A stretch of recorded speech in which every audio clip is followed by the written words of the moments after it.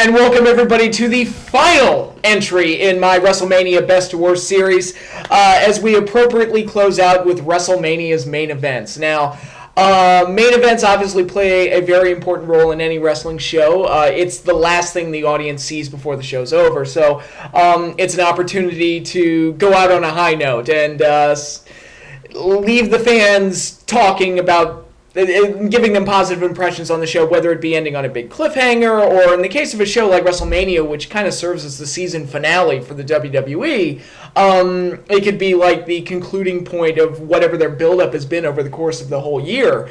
So main event is a very, very integral, very important part of the show, and I've often argued, and you're going to see it on this list a lot, where some matches just shouldn't close pay-per-views, and it has nothing to do with star ratings or anything like that. It has more to do with, was your story the right one to tell to send the audience home as the final impression that people get on the show? Because a bad main event can really hurt a show. A great main event can elevate a show. I think as far as great main events elevating a show, I think the WrestleMania 6, which other than Hogan Warrior, didn't really have a whole lot else going for it. Yeah, there was Andre's face turn and all the stuff that went on in the tag title match. There was Jake and DiBiase. There were a couple other things, but not a whole lot of really good stuff on WrestleMania 6. So it was kind of a barren show up until the main event. And because the main event was what it was, a lot of people remember that WrestleMania. And that match allowed that entire show to kind of live on in people's memories, and it appropriately was the last thing that we saw. And then you have other shows where a really bad main event can really drag a show down. How many bad reviews did WrestleMania 25 get? And is it really one of the worst WrestleManias ever? Not really. I mean, it's really not a truly awful show from top to bottom, but it did have a really crappy main event. And because it had such a crappy main event, people kind of walked away from that show with a sour taste in their mouth. And, so a main event is very, very important to a wrestling show. And it's kind of like the third act in a movie. It's like you got to go out strong and you got to give the proper payoffs, and you got to either end it in a way that concludes the story nicely, or you've got to end it in a way that'll keep the audience wanting to come back, whether it be a cliffhanger or some other hanging story thread or whatever you want to do. So, obviously, because it's WrestleMania, it's the biggest show that wrestling offers. The main events are always going to have a huge magnifying glass on them and really be held to a very high scrutiny. And in some cases, it has yielded great results with some of the finest main events in the history of wrestling. Other times, it has been a complete fucking disaster and has not been very good. So with that, let's jump right into WrestleMania's Best to Worst main events, the final entry in the series. So let's get this over with. Number 1, The Rock versus Stone Cold Steve Austin for WrestleMania 17. I picked it as my favorite WWE title match, and I'm picking it here as my favorite WrestleMania main event. Kind of a tough call. Like I said, the Austin heel turn at the end still bugs me. I'm not a fan of that, but like I said, that was more because of what they did after the fact and how they followed up on it. Because on the night it happened, it was a huge shock. It was like, oh my god, I gotta watch Raw the next night just to see what the fuck's gonna happen. Looking back on it with hindsight being 2020, I wish they'd never turned Austin heel. It was a heel turn that didn't need to happen because fans still liked Austin. They hadn't quite turned on him yet, but other than that, it was a shocking ending to the match's defense. And the match itself was stellar, as I've said before. It was the two top stars of the time period just going at each other in a no disqualifications warfare that was bloody, violent, exciting, and everything else in between.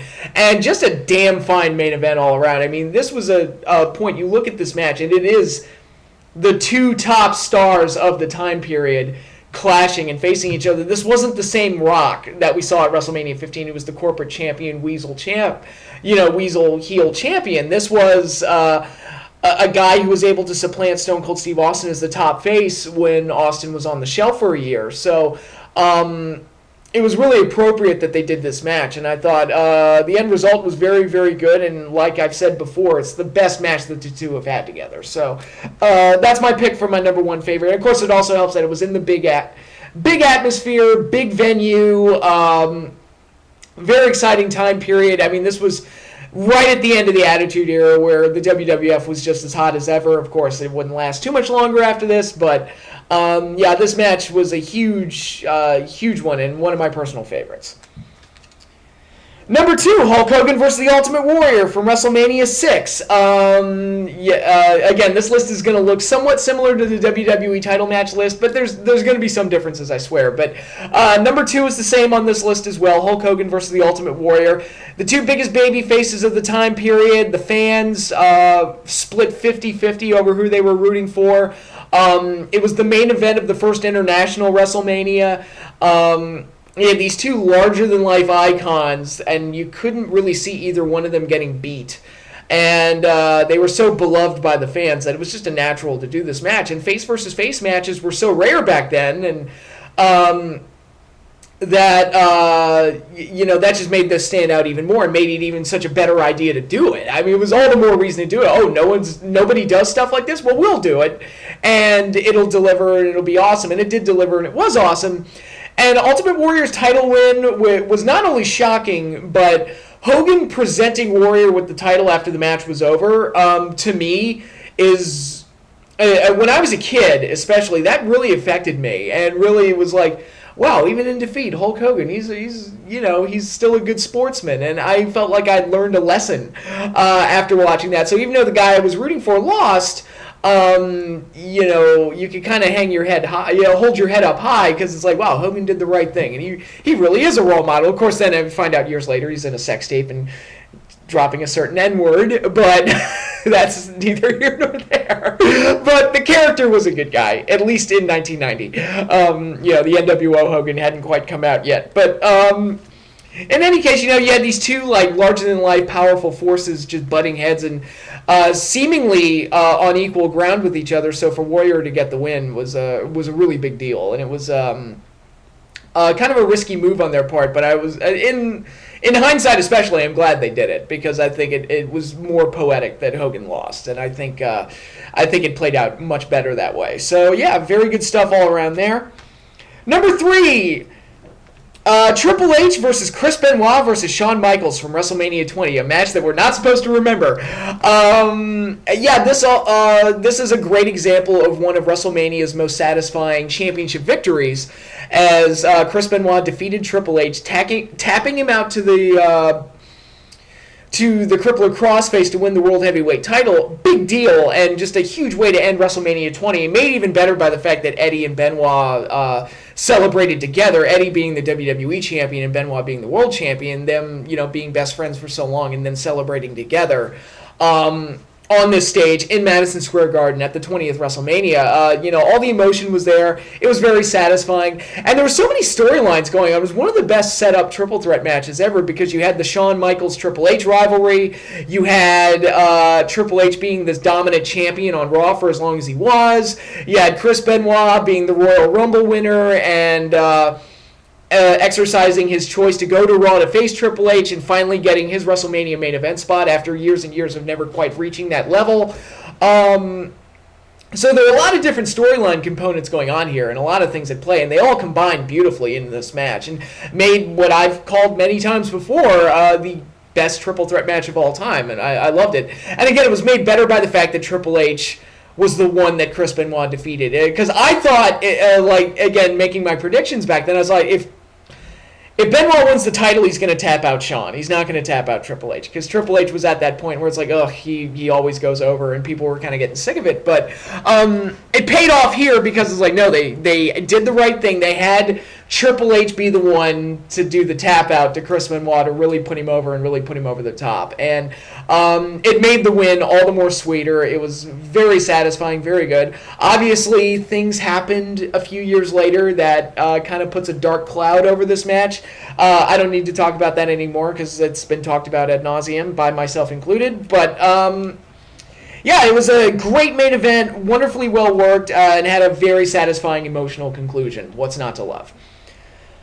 Number 4, another triple threat match. Randy Orton versus Daniel Bryan versus Batista, the Royal Rumble winner that year, WrestleMania 30. And again, it's all about the story. It's all about the payoff. It's all about giving the fans the reward for following the journey of this long storyline. And And it's all about Daniel Bryan as the protagonist, because if you take Daniel Bryan out and you put John Cena in his spot and then work the match the exact same way, it would suck, because it's just John Cena overcoming the odds again, and we'd seen that time and time and time and time and time and time and time and time and time and time and time and time and time and time and time and time and time and time again, to the point that people were just fucking sick of it. And whenever they tried to paint him as an underdog, I laughed my ass off. It's like, no, he's not. No, he's not.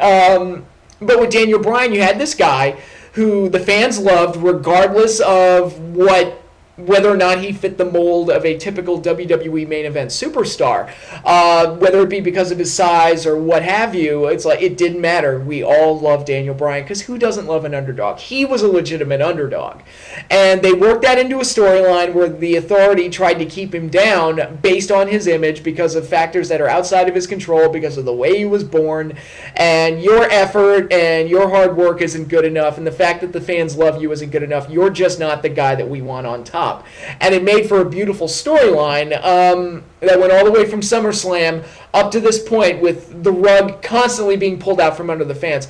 Some of that was done because I don't think if CM Punk's podcast is to be believed, I don't think the original intention was to put Daniel Bryan in this match. I often wonder if CM Punk saved this WrestleMania by walking out, because it freed up Daniel Bryan to face Triple H and then forced them to really make some major changes to the main event. Because I guarantee you, if Randy Orton and Batista had been the main event of the show, it would have been a goddamn disaster. It would have probably been bottom of this list. It would have blown up in their faces like nobody's business, because it would have been, the fans would have not had it, especially after the streak ending. Then they would have just reacted with pure venom towards this. It would have been a disaster, a complete disaster. But everything that they did for Daniel Bryan's journey, leaving him out of the Rumble, screwing him out of the title, doing all these things, ultimately made us want to see him win even more, and it worked beautifully in that aspect. And you get to WrestleMania, he beats Triple H in the opener to get this spot in the main event, and even watching this main event, it's like, you keep waiting for them to pull the rug out from under us again. It's like, Daniel Bryan, he's not going to win it. And it's like, oh, they're having him go in there hurt. So it's like, all right, they're already creating the excuse for if he loses. Oh, he was hurt, and that'll be soften the blow, I guess, for the fans. They had Randy Orton and Batista do that Batista bomb into an RKO through the announce table, which looks sick, even though it made absolutely no sense for Randy Orton to do that, because it just hurt him. And it legitimately did hurt Orton. I think he cut his back on the TV monitor on the announce table. And they had Daniel Bryan carted out on a stretcher, and they had Triple H and Stephanie get involved, and they did all the false finishes where they broke up all of Daniel Bryan's attempts at the win. He had the yes lock on at one point, and it got broken up. He hit the flying knee of his, and that the pin attempt on that got broken up, and Batista almost stole the win that way. All these things that they did, and the entire time I was just like, they're gonna pull the rug out from under us again. They're gonna break our hearts again, and they didn't do it. Daniel Bryan overcame the odds legitimately, because we'd seen him lose and we'd seen him get knocked down so many times. So this actually felt like legitimate odds to overcome. It didn't feel like Superman John Cena, chewing up kryptonite and spitting it out and just making a farce out of the whole thing. This felt like Daniel Bryan legitimately had to overcome everything to become the WWE World Heavyweight Champion. And when he finally won, it made for one of the sweetest victories in the history of pro wrestling. And that's what pro wrestling's all about. It's all about, we can sit here and talk about work rate, we can sit here and talk about star ratings, all that other stuff. But at the end of the day, it's all about moments like that and what you saw at WrestleMania 30. And to go out on that note for WrestleMania 30 was amazing. And WrestleMania 30, it's one of my all-time favorite WrestleManias, because of Daniel Bryan. And that's all the reason I need. It's all about Daniel Bryan. And telling his story and completing his journey. And even though he had a quick retirement, which was unfortunate due to his health breaking down on him, you can't take this night away from him at all. You can't. And nothing undoes this. I mean, we had our night in the sun. Daniel had his night in the sun, and it was beautiful, and it was wonderful. And it's one of the best endings in WrestleMania history. And who doesn't love that?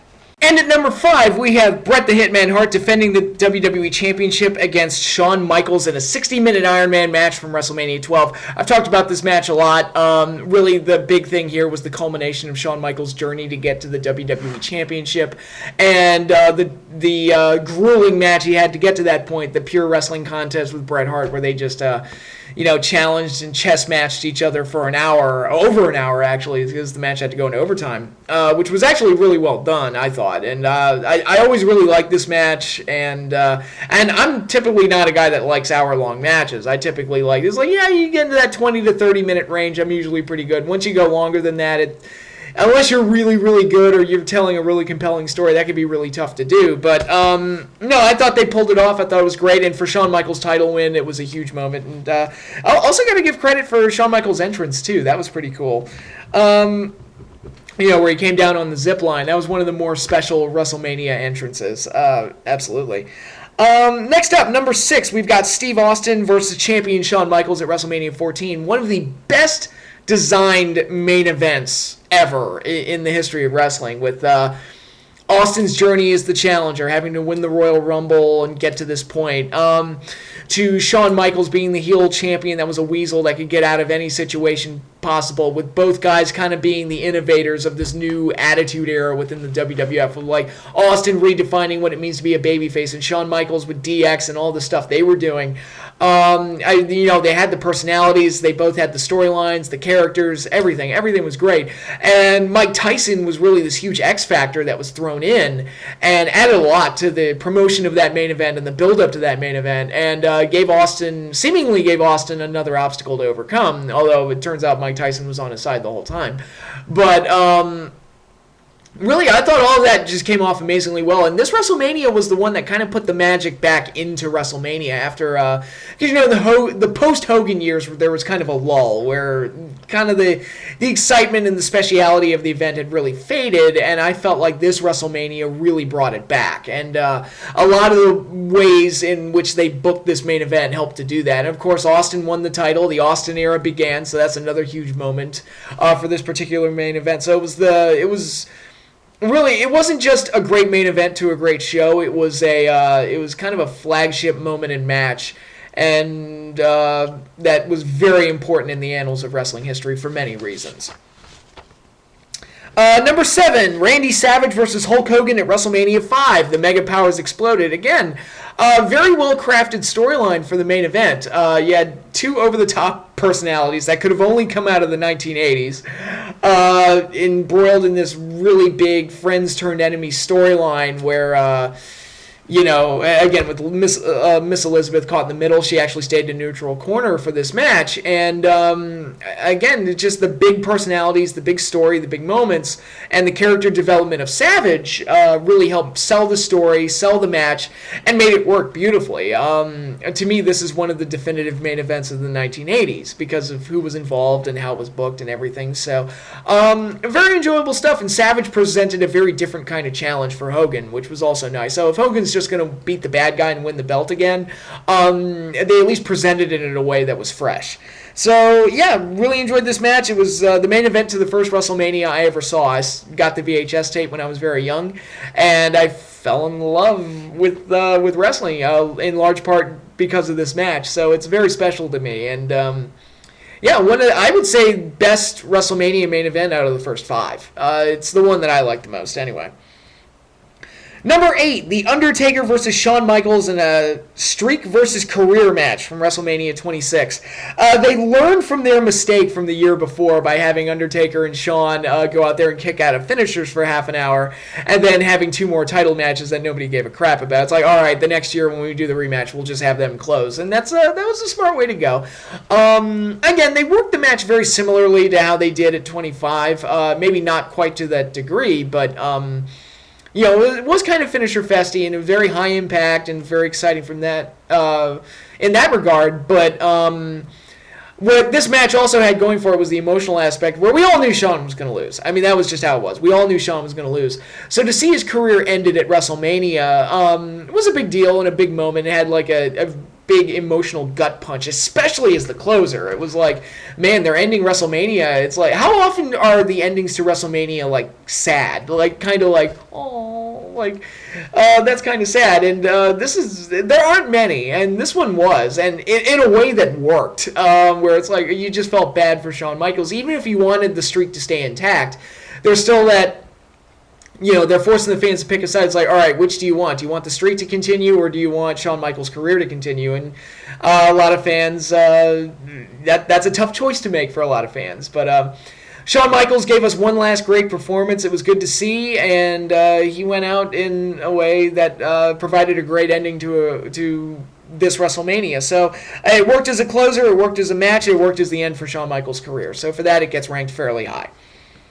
Number 9, Hulk Hogan versus Andre the Giant at WrestleMania 3, one of the biggest main events, if not the biggest main event of all time. I mean, to me, this match set the bar on how to promote and build a WrestleMania main event. Because, again, it's all about the story. The whole friends turned enemy thing with Andre and Hogan being friends, and Andre congratulating Hogan after he won the belt 4 years earlier, to the jealousy, jealousy growing within Andre for Hogan, and also both guys being built up as being unbeatable in the meantime. So by the time you get to the turn, which was handled beautifully on Piper's Pit, it was one of the best Piper's Pits they ever did, with Andre's heel turn where he challenged Hogan and tore the t-shirt off, and set the stage beautifully for this main event. They also did a contract signing that was great. One of the first contract signings I remember seeing, especially for a main event this big. And, contract signings in this day and age are kind of commonplace and almost like cliche and trite, and but back then it made the match feel even bigger.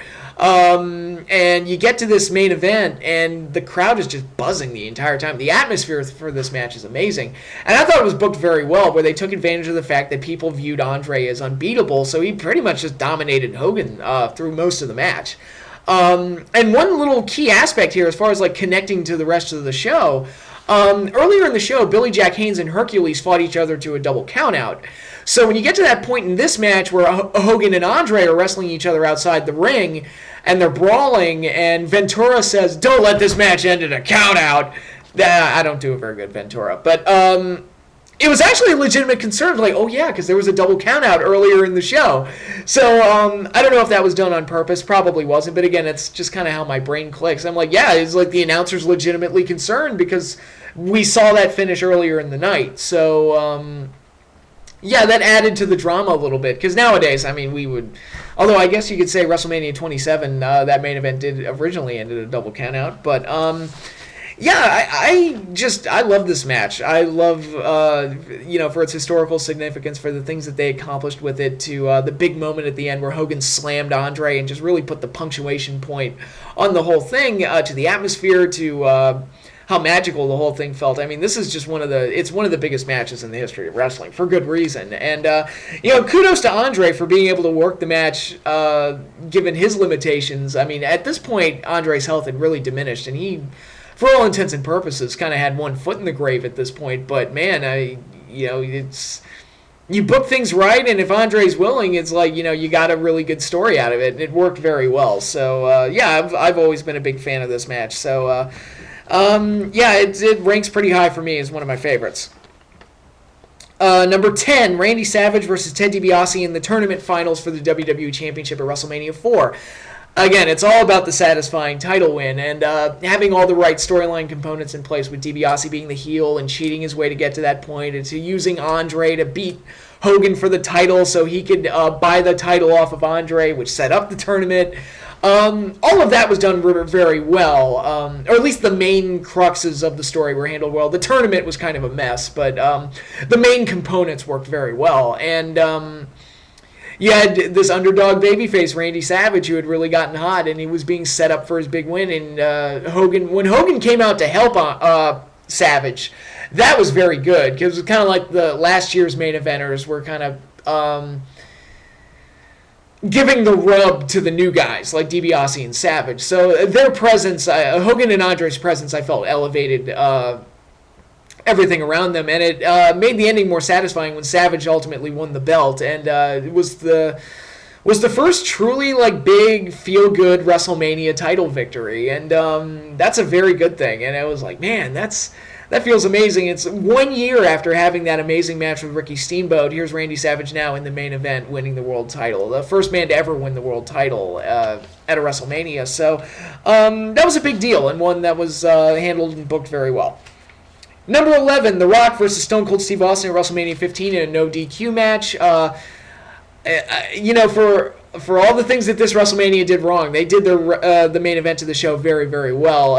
Because it was it was the chaos that really made this one work for me and made it very exciting. It was more ref bumps than you could count on one hand, but lots of craziness going on. I loved really one of my favorite parts of the whole thing was Mankind's role in it and how he wanted to be the special guest referee at WrestleMania, which set up the match with Big Show. He won that match via DQ because Big Show chokeslammed him through 2 chairs and sent him to the hospital.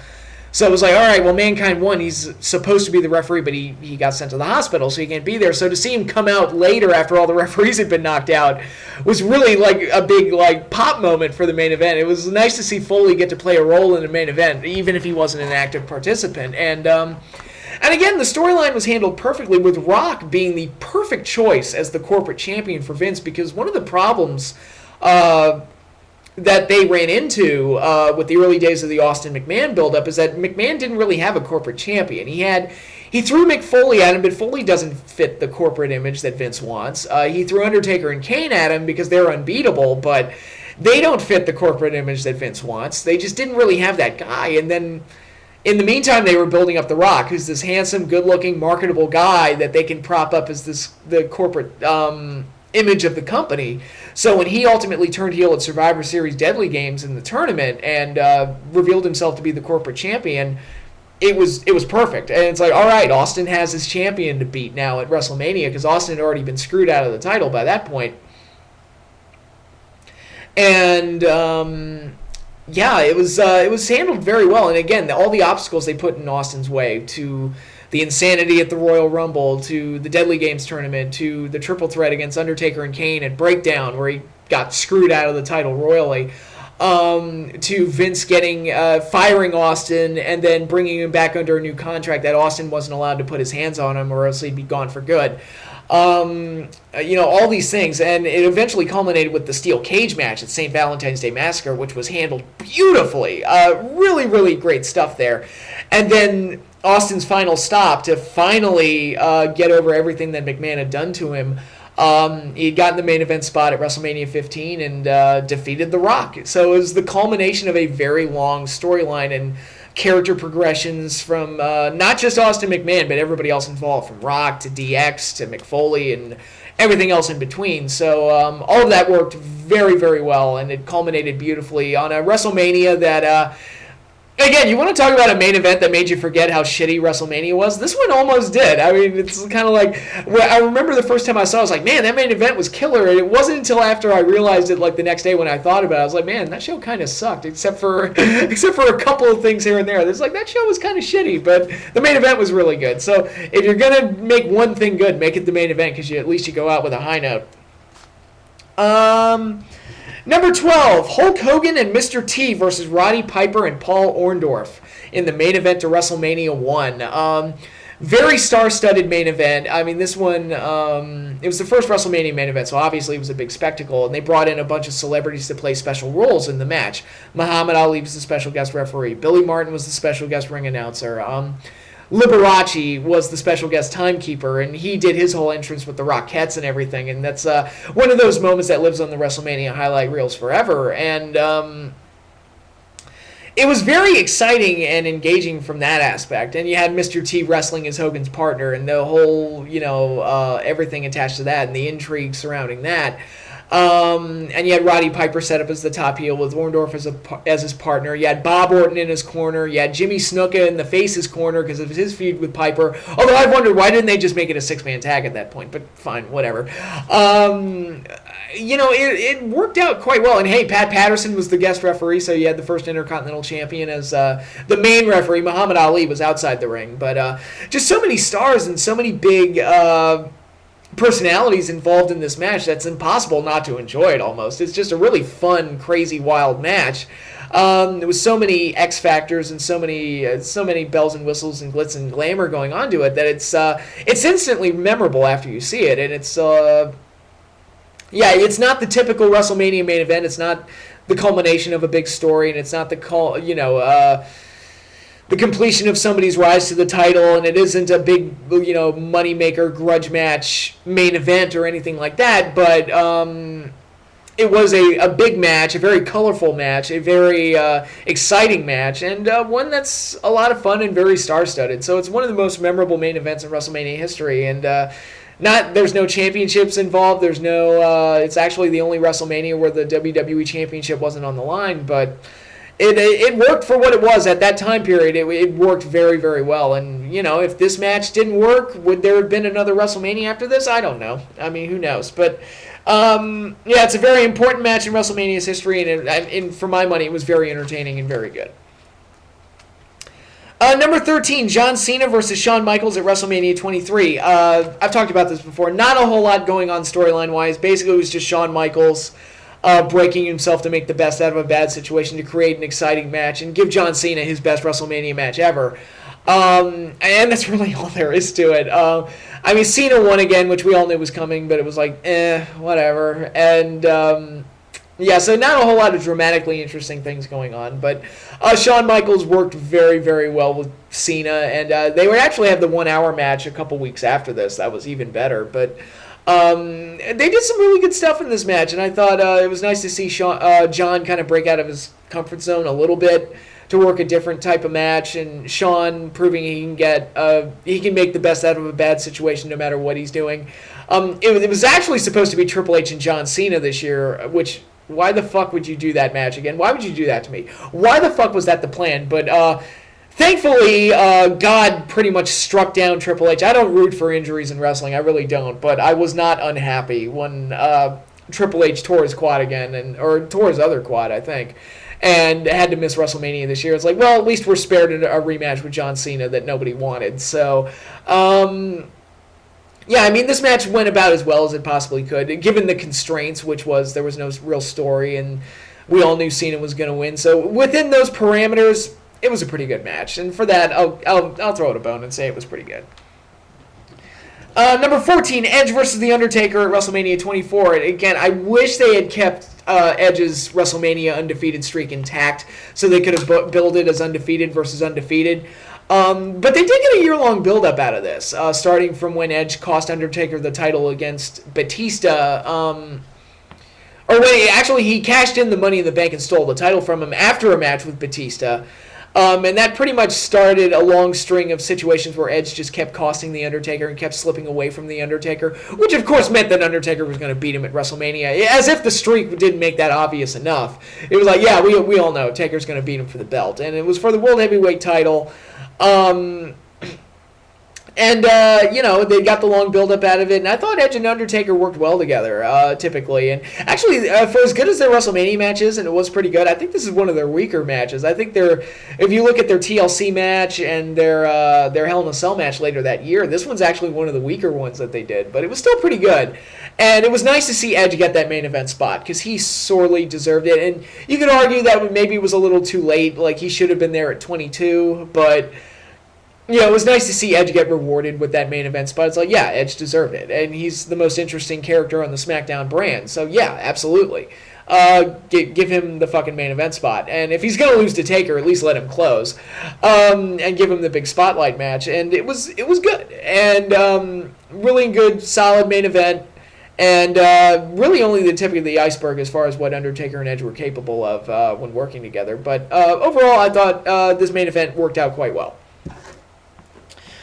From there, we go to number 15, Yokozuna versus Bret Hart for the WWE Championship from WrestleMania 10. Again, it's all about that satisfying title win. My favorite wrestler at the time won the title and had a big celebration to close the show, so it ended things on a very high note for me. And I thought, I talked about this in the previous video, but I thought it was very poetic that Bret beat the guy that beat him the year before and had been the dominant heel champion. for most of the year in between, barring Hogan's kind of nothing title reign coming out of WrestleMania 9. But, it was nice to see Bret after he got screwed out of the title and everything that was associated with that. It was nice. It was very gratifying to see him win the belt, and and when Bret won the belt this time, because his first title win was never televised. It was done at a house show taping that ultimately got released via some special Coliseum video, but they didn't televise his original title win. And so here it kind of felt like Bret was kind of a placeholder champion. Like, all right, we're gonna put it on Bret because he's the pure wrestling guy, and until we can figure something out.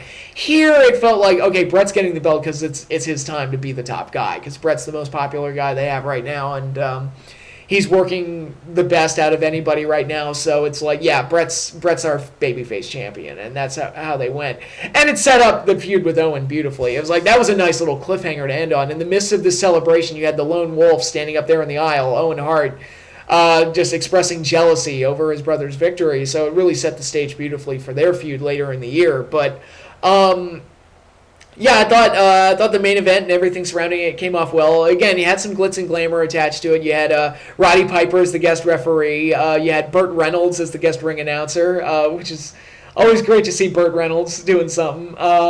You had, I think Rhonda Shear was the guest timekeeper, and yeah, it was really good stuff. Really, really good stuff. It felt big, and of course it was in MSG, which always makes things feel big. So, great stuff, and I was just happy to see Bret win the belt. So that's the main reason I like that one so much. Number 16, The Rock versus John Cena at WrestleMania 28, a match that was made a year in advance. The night after WrestleMania 27, they made this match official, and then just promoted it for a year. And I'm not going to say it's one of my favorites. I'm not going to say it's one of the matches that because it's clear to me that they wanted it to be like a Hogan versus Rock type of match, where it's one of those legendary matches that lives on forever and ever, and people will love it forever and ever. And it's like, I never thought of it as being that high. But for a match that they promoted for a year, and for a match that we never thought we'd see, it was good. I mean, it was perfectly enjoyable. I think it was about 10 minutes too long, and Rock clearly got blown up by the end of the match. It's like, all right, Rock, I respect the effort, but if you can't work 30-minute matches, then maybe you shouldn't be working 30-minute matches. It's okay to shorten it down to like 18 to 20. We're fine. We would have been fine with that. Your match with Hogan was only like 16 or 17, and it was fucking great. It's like, come on, guys. It's like, you know, it's okay. We understand. Yeah, the match was good, and to be perfectly honest, the build-up to this match is probably the best that babyface John Cena has ever been, because it felt like he actually stood for something. He's like, no, fuck this guy for being gone and reaping the benefits of his part-time appearances. It's like, no, fuck that guy. I'm the guy that's here. I'm the standard bearer for the company now. He's just a part-timer, you know, shill living off past glories. And it's like, yeah, John Cena actually stands for somebody, and he actually doesn't like somebody based on things that actually make sense and things that personally like offend him and stuff. Of course, by the time you get to the next match at 29, they pretty much dropped all that. But yeah, as a character, this is probably the most interesting John Cena's ever been. And again, it stems from the fact that he actually stood for something. And the finish here, where Rock beat him, should have set the stage for more interesting things. I've talked about how it could have culminated in John Cena's eventual heel turn. They didn't do any of that. And actually, when Rock beat him, my first thought was, we're getting a rematch, aren't we? And sure enough, I mean, that was the main event to WrestleMania 29, to the delight of absolutely no one. But, yeah, they had the chance to do something really good there, but they didn't take it. And, you know, whatever. But overall, I thought the match was good. I thought it was pretty good. It's not one of my favorites. It's not one that I hold up as one of Mania's all-time greats, but it was pretty good. And for the year-long build-up, I thought it delivered about as well as I could have expected it to. So it was fine. Number 17, Brock Lesnar versus Roman Reigns versus Seth Rollins at WrestleMania 31. I talked about this before. Really, it's just all about booking yourself out of a bad situation. You had a protagonist that nobody gave a shit about. Fans even fucking hated. You have this big monster heel that wasn't really the heel because the fans wanted him to destroy the babyface, so the whole dynamic is just thrown to shit. And so basically the match was just Brock Lesnar suplexing the holy fuck out of Roman Reigns the entire fucking time until Seth Rollins does his Money in the Bank cash-in. But like I said, they got themselves out of a bad situation, and by doing what they did, it's like you get the first Money in the Bank cash-in WrestleMania history. You get a huge title change they close on because really there was no good situation there. If Brock wins, Brock keeps the belt, which is not terrible, but it's like, oh, there's no payoff to Brock at Mania. It's just kind of like, oh, we're just going to keep doing the same thing. So you either keep with the status quo, or you give the belt to Roman Reigns, who was the 2015 Royal Rumble winner. And if the crowd reaction was any indication, that didn't go over very well. I'm just guessing. Or you put the belt on this guy and the fans just get upset because he's being rammed down your throat. So there really was no good option there. Seth Rollins doing the cash-in was the best option to go for, and it really ended WrestleMania on a high note that generated a lot of good stories going forward and gave them a massive opportunity to help fix Roman Reigns. They didn't take it, but it was they got out of the doghouse on that one, and I can respect going out of the way to get out of the doghouse. And it made for a memorable finish, it made for a memorable match with Suplex City being born, which was really cool, and it was a very different type of main event, especially with Brock just going out there and dominating the entire time. It was like, yeah, this is cool. I like seeing this. And if Roman Reigns was going to win the title, that is the type of match that they should have booked it, because that's how John Cena was treated. So it's like Roman has to overcome all the things that John Cena couldn't overcome. And, in that case, you'd have to be invested in the protagonist to be able to do that, and nobody was invested in the protagonist. So Money in the Bank cashed in to save the day. And for that, I thought it worked out very well. Number 18, Sergeant Slaughter versus Hulk Hogan at WrestleMania 7. I've talked about this match. I didn't hate the build-up. I didn't hate the angle. I don't hate this match. It's perfectly solid for what it is. It's obviously, I don't think that this main event would have ever sold out the Coliseum that they were going for. They were going for like 100,000 people in the crowd, and I'm like, yeah, no. Business was down at this point. I don't think Hogan and Slaughter would have been the angle to go with to generate like 100,000 people to show up at that venue, but which is why WrestleMania 7 had to move to a smaller venue. I thought the match was fun for what it was. It was a little violent, a little bit down and dirty, and the babyface triumphed over the heel. It's like, all right, fine, whatever. It was perfectly enjoyable for what it was. And WrestleMania 7 is one of my more favorite ones from my childhood, so I kind of have a soft spot for this one too. So again, not one of my favorite main events, but I don't think it's bad either. It's just, like I said, it's middle of the road. Number 19, from WrestleMania 19, Kurt Angle versus Brock Lesnar for the WWE Championship. Again, I kind of talked about this in the last one. They botched the finish. I mean, that's the closing moment of WrestleMania 19 is a botched finish. It's like, does that really get held up as one of the greatest matches of all time?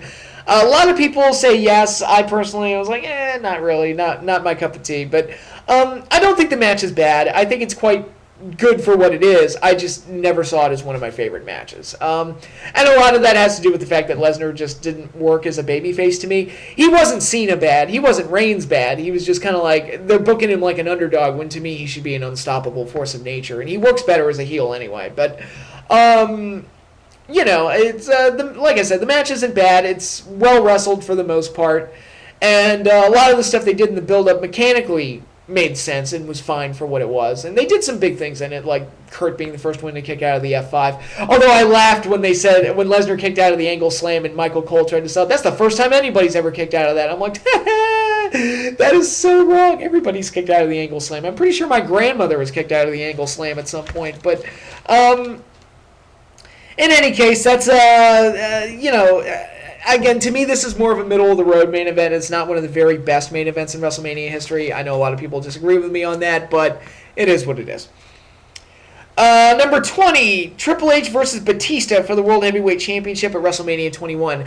The Evolution split storyline was handled actually pretty well for the most part up until they did Batista's turn, because they had to do that backstage segment where Triple H unveiled his entire master plan to get Batista to go over to SmackDown after he won the Royal Rumble, and all of that stuff. And Batista just happened to be looking out, listening outside the door while this was going on. And of course, the whole live audience can see it. The commentator saw it, so it's like, all right. So apparently, the wrestlers are the only one that they're the only ones that don't know there's a camera there.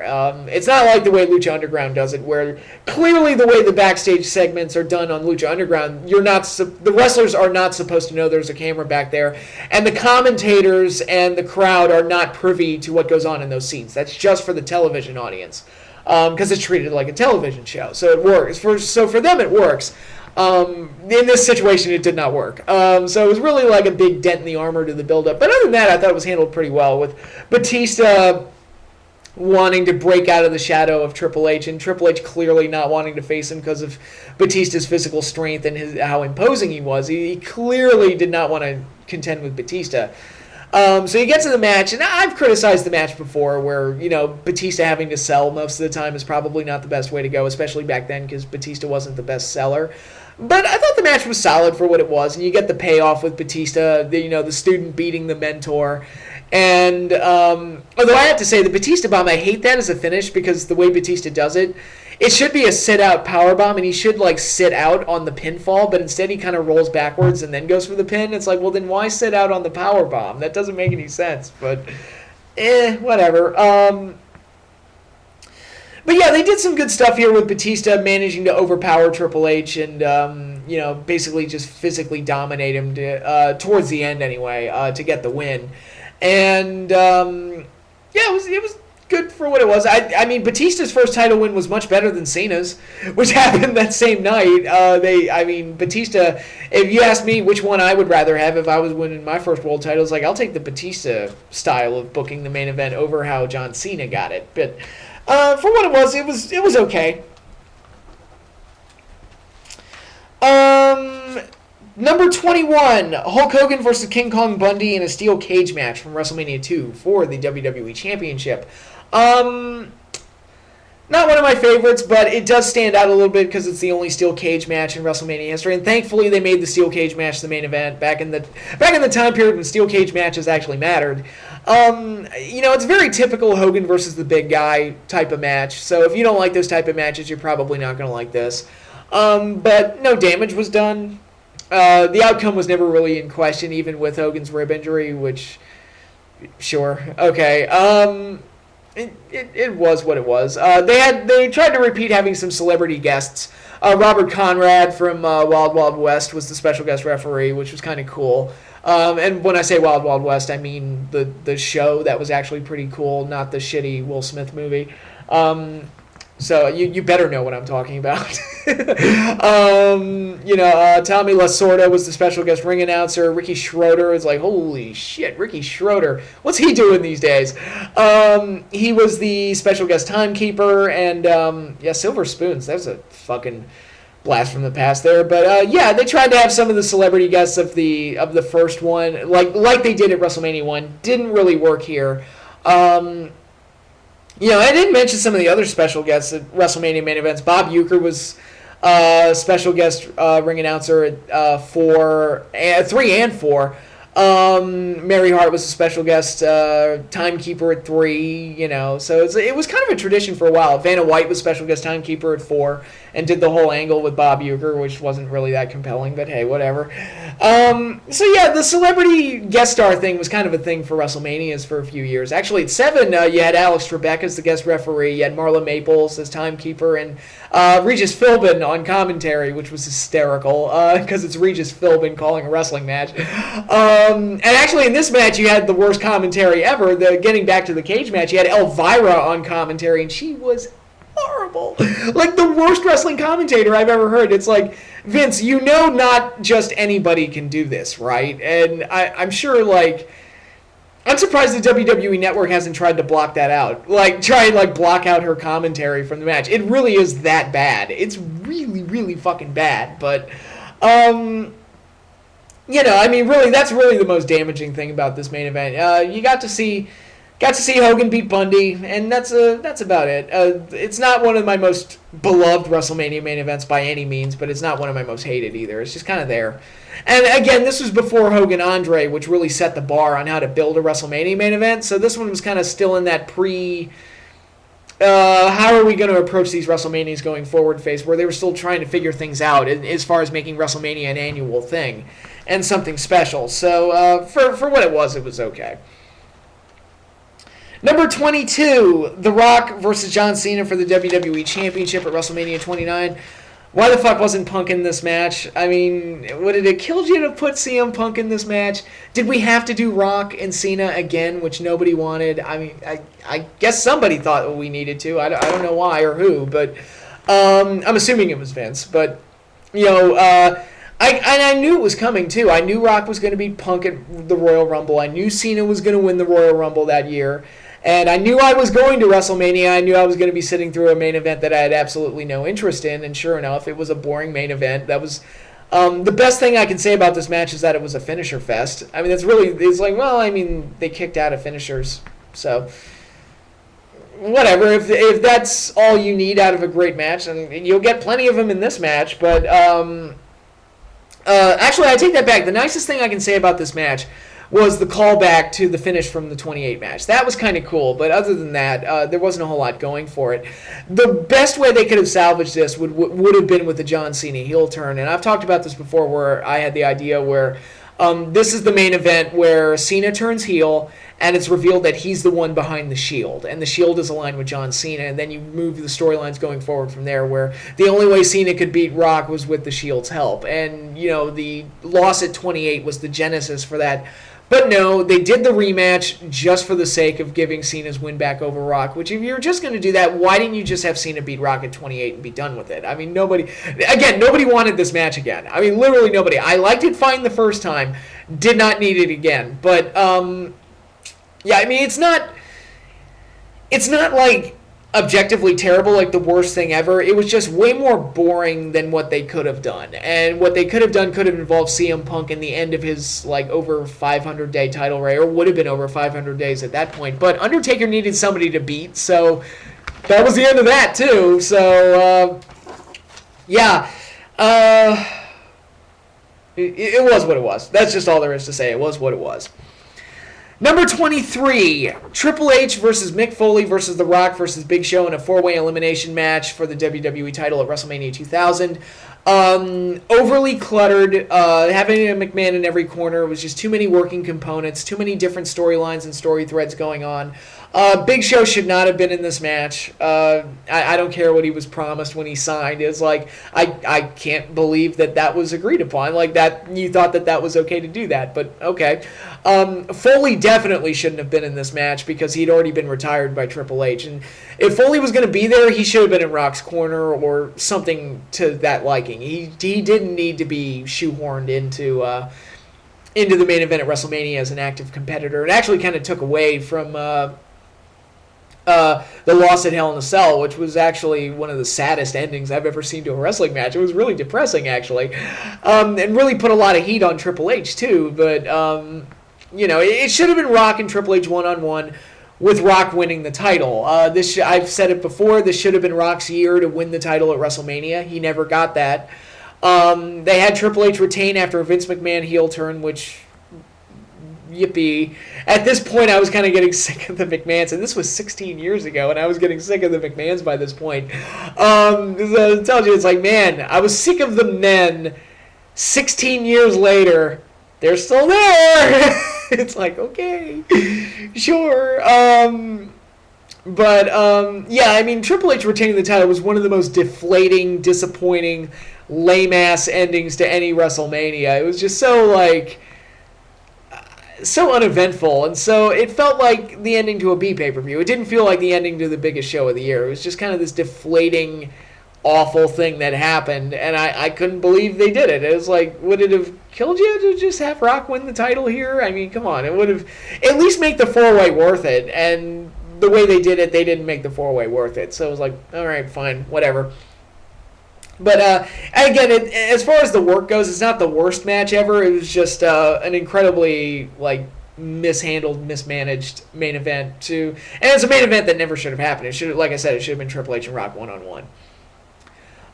Number 24, Hulk Hogan versus Sid from WrestleMania 8. Again, many people have said that Flair and Savage should have closed this show. I tend to agree. The only justification for this match closing is the surprise return of the Ultimate Warrior, which elevates this match significantly, because without the Ultimate Warrior's return to help Hogan fight off Sid Justice and Papa Shango, without that ending, this match is mediocre as fuck, and it would probably be much lower on this list. And I have it right now at 24. It would be much lower than this if it wasn't for the surprise ending. So at the very least, WrestleMania ended with a big moment, a big return that left you going, oh my god, this is fucking amazing. So you got that in the ending. So at least WrestleMania ended on a high note. It was just the match itself was mediocre as fuck. And at this point, a lot of the Hogan tropes were becoming very tired and very stale. It's like, all right, Hogan versus the Monster. We've seen that. Friends turned enemy. It's like, all right, this is the, the fifth or sixth time they've done the Hogan's friend turned on him angle. They did it with Orndorff. They did it with Andre. They did it with Savage. So yeah, at least the fourth time. I almost said they did it with Tugboat, but they never really had a big pay-per-view match, so I'll let that one slide. But, it gets to a point where all these people are turning on Hogan. You just kind of go, is Hogan just an asshole? And is that why all these people are turning on him? Because it's like, at what point does it just come around? It was like, yeah, I think Hogan's just a dick. But in any case, yeah, so a lot of the Hogan tropes were old by this point. This was the first time that Hogan ever talked about retiring. He actually took a significant amount of time off after this WrestleMania. Thank God this wasn't his last match, because this would have been a bad one to go out on. Ended on a disqualification, especially with the miscue. It was supposed to end on Papa Shango's interference, but Papa Shango, who's going to the WWE Hall of Fame this year as the Godfather, missed his cue, so Harvey Wimpleman had to jump in there and cause the DQ. Actually, Sid kicked out of the leg drop, which the commentators completely no-sold, which is shocking. So yeah, it's like, this match was not very good. It was kind of a mismanaged, it wasn't very good. Except for the fact that Ultimate Warrior came out and saved the whole fucking thing and elevated this match higher on the list than it probably should be. So, there was that. Number 25, Bret Hart versus Yokozuna for the WWE title, and Yokozuna versus Hulk Hogan for the WWE title at WrestleMania 9. Alright, I counted them as separate WWE title matches on the previous video. Here I'm counting them all as one big thing. The Bret Yoko match was actually good.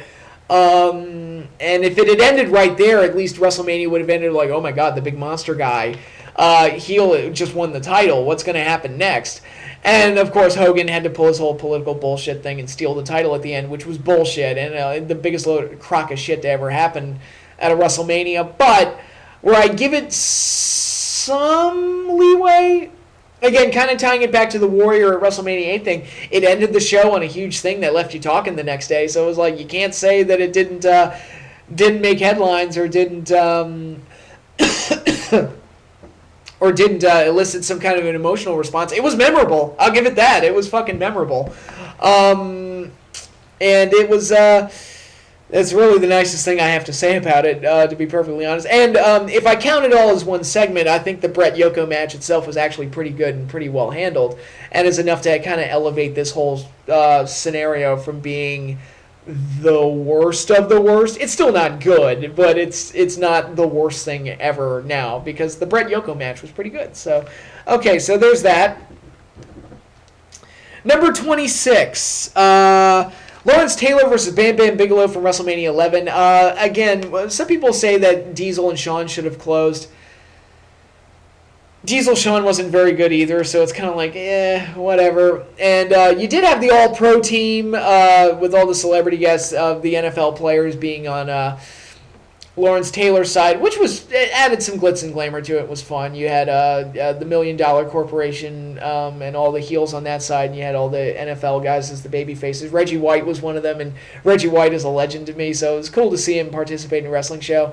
You also got Steve Mongo McMichael in there, which little did we know that we were just introduced to a future horseman. So there was some colorfulness to that, although it is shocking on the WWE Network. Salt and Peppa's performance of LT's theme song is actually left out of the network version, which is really funny. And even them singing to close the show is left out of the network version. So the show just suddenly stops on the network. So it's really funny that, I don't know if it's a copyright thing with Salt and Peppa or what, but it's really... The jumps are very noticeable, and it's actually very odd. But and I think for his theme song, LT comes out to Bam Bam Bigelow's Babyface theme from later that year. So, just odd piece of editing on what's currently on the WWE Network. But a lot of people say this is one of the worst matches ever. I don't know if I go that far. It's not the worst thing ever, and there is the intrigue of whether or not LT could work a match and could wrestle, and so that level of intrigue is actually helps carry the match a little bit. And Bam Bam, to his credit, made the match work about as well as it possibly could. I mean, LT clearly not a worker. I mean, you watch that match, you're like, yeah, this looks like a guy having his first match. But Bam Bam did the best he could to make that match work, and deserves major points for that. All of that said, the match still isn't very good. It's kind of sloppy in places. LT, like I said, clearly not a worker. He hit about the worst powerbomb I think I've ever... This show had the 2 worst powerbombs of all time, with LT's jackknife and Diesel's jackknife in the main event. It was like, wow, this show just fucking up powerbombs left and right. But, not the worst match ever, but not particularly good either. And it was really kind of a sign of dark times for the WWE when... they have to rely on a retired football player to be in their main event. So, of course, LT, I'm a big Giants fan, so he's obviously very important to me, but I love him more for his Giants days and not so much his wrestling days. But, again, that's just me. Number 27. We're into the bottom 5 now. Chris Jericho defending the Undisputed Championship against Triple H, who was the Royal Rumble winner that year, 2002. This was at WrestleMania 18. I mean, could you make a champion look any worse than this? I mean, seriously, he cleaned up dog poop. He cleaned up dog poop on live TV. On Stephanie McMahon's orders, the World Heavyweight Champion is cleaning up dog poop. So when I say that Stephanie was really the heel here and Jericho was just her avatar, that's the type of shit I'm talking about. Where it's like, no, she's really the heel here. Jericho's just a placeholder. But, again, this is one of those matches where a lot of people, although it's kind of the reverse, where 8 and 11, people say the title match should have closed. At 18, people say the non-title match should have closed, which was Hogan Rock. And I agree, Hogan Rock was the far more interesting, far more exciting match. But it's still not an excuse for fucking up this title match as poorly as they did, because, all right, the reaction that Rock and Hogan got from the crowd is really outside of your control, but you can control how you book your champion, and to book him to where he's cleaning up dog poop and Stephanie's being treated as more important than him. That's on you. I mean, those were factors that were entirely within your control, and you fucked those up and created a dull, weak-ass main event as a result, and that's a shame, and I felt bad for Jericho throughout the entire thing. It was just really, really sad. But, moving right along from there, 28, John Cena versus Triple H for the WWE title at WrestleMania 22. Is there anything I like about this match? Like, literally anything? No. Because I didn't care who won, so it's like the outcome didn't mean shit to me. The entrances were fucking stupid, with Triple H coming out dressed like Conan the Barbarian, and John Cena coming out dressed as a gangster, with CM Punk getting the closest he ever got to a WrestleMania main event, being one of the gangsters driving the car. And that whole stupidity. I mean, you do realize the year before was WrestleMania Goes Hollywood, right? You were a year too late to be playing Halloween dress-up on that one. So I hated the entrances. I hated the fact that Edge got taken out of this match. This should have been Edge's year to go in as the heel champion, regardless of what the match is. If you want to do a triple threat, fine, but this should have been Edge's year. But the King of Kings had to go back on his throne. So even though I hated the build-up to this, where they said that Cena's the underdog going up against Triple H, I'm like, really? Because I've watched the shows in the year between WrestleManias 21 and 22. I've seen Cena beat everybody, and I've seen Triple H lose to Batista a shitload of times, lose to 55-year-old Ric Flair, and barely get past Big Show just to earn this title shot. So I was like, I'm looking at the equation here, and it's like, yeah, no, I think John Cena's the unbeatable guy, and Triple H is kind of the shitty guy that lucked his way into a main event. Again, you're the ones that booked it that way. I'm not, it's fucking just... it's like, so, yeah, Triple H is the King of Kings and John Cena is the underdog. Sure, okay, I buy that. So many aspects of this match I fucking hate. This was the birth of the boo yay punches, where people trade punches left and right, and the crowd will go boo or yay to them, which always looks so like overly staged and rehearsed when they do it, to the point that it kind of takes me out of the match whenever it happens now, and I hate it whenever I see it. I sound like a big stick in the mud here, but this match brings out like my worst qualities and my bitchiness. I hate this fucking match so fucking much. I'll tell you what, the nicest thing I can say about this match is that after this, I never have to talk about it again, because I guarantee you it's the last video in the Best of Worst series for WrestleMania, and I will never, ever talk about this fucking match again in any WrestleMania series that I ever do. And God help me, I don't want to have to relive this match again. I really don't. I fucking hate this thing. And the worst part about this, okay, here's another nice thing I can say about this match.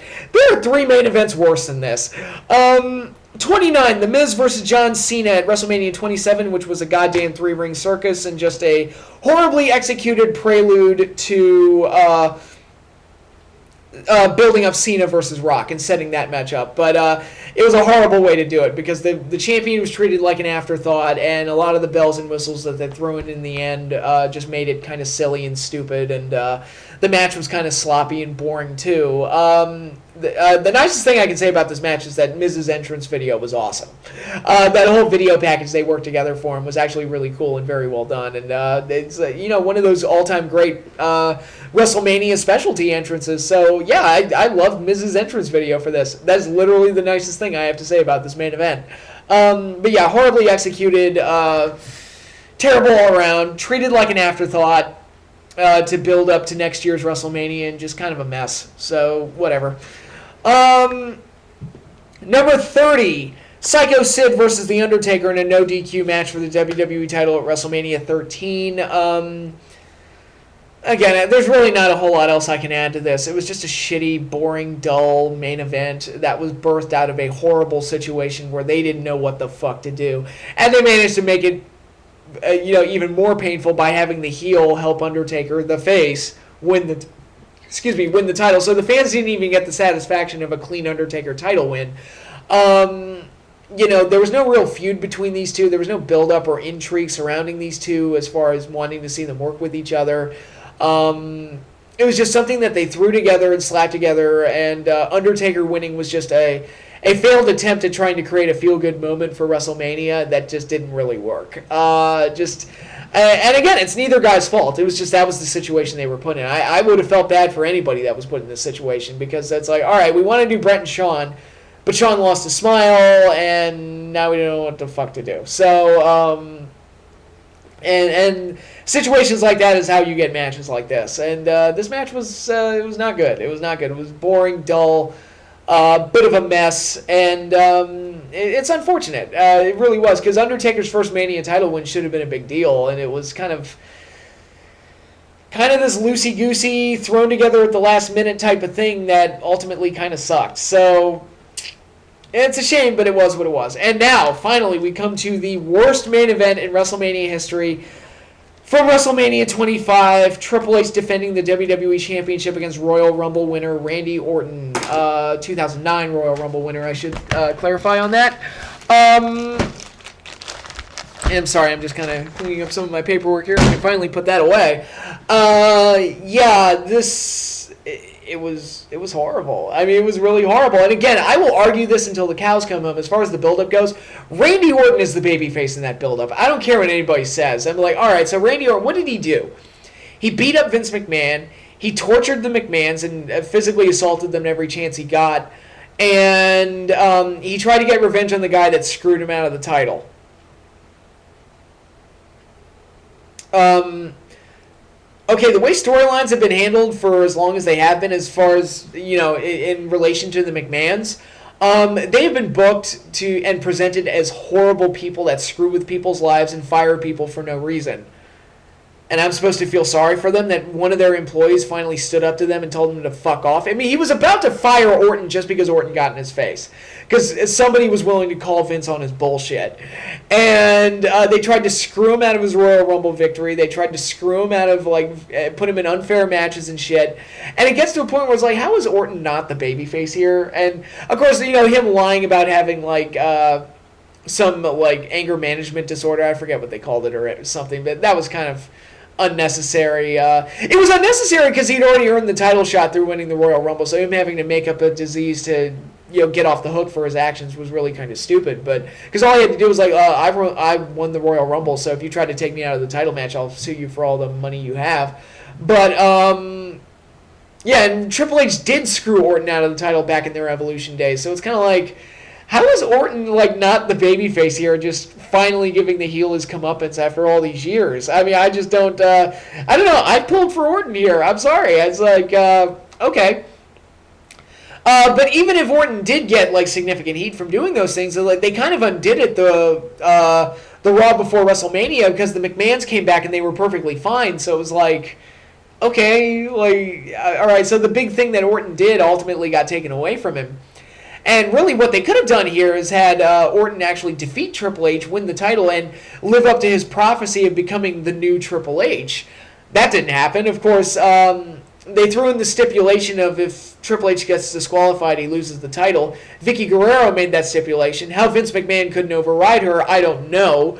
But that was the situation we had. And really, all that stipulation did was put a restriction on just how much Triple H could beat the shit out of Randy Orton, because it was like watching... yeah, it was like watching just Triple H just beat the crap out of a crash dummy for most of the match. And especially towards the end where it's like, all right, he punted him, he hit him with a sledgehammer, he pedigreed him, and by the time he pedigreed him, he pedigreed a corpse. So nothing of intrigue was created. The storyline didn't get any kind of significant payoff that was meaningful or memorable. It was boring. It was overly long. It... main evented when it shouldn't have. And, Triple H always seems to be the recipient of that excuse where a better match comes before his Mania match and it ultimately takes away from his main event. It happened at 18. It happened at 25. And I think it happened to him one other time. I'm trying to think. Wasn't there... I guess you could say 2000, but, I mean, that was... that wasn't... that wasn't because of anything Triple H did. But, yeah, basically my point is that if there's a match that comes before you that takes your heat away and results in a boring main event, then maybe you shouldn't be in the main event. That's just my idea. Maybe, just maybe, your storyline and your intrigue doesn't warrant being in that closing main event spot because you just closed the show out on a bad note. And... and actually, I'll use 21 as an example. I've heard stories that JBL and Cena got cut for time and got booked the way it was because they didn't want it to outshine Batista and Triple H. And I'm like, if you have to, cut matches in half just to make your match look better, then maybe you shouldn't be in the main event. I'm sorry. It's like, fucking hell, man. Goddamn.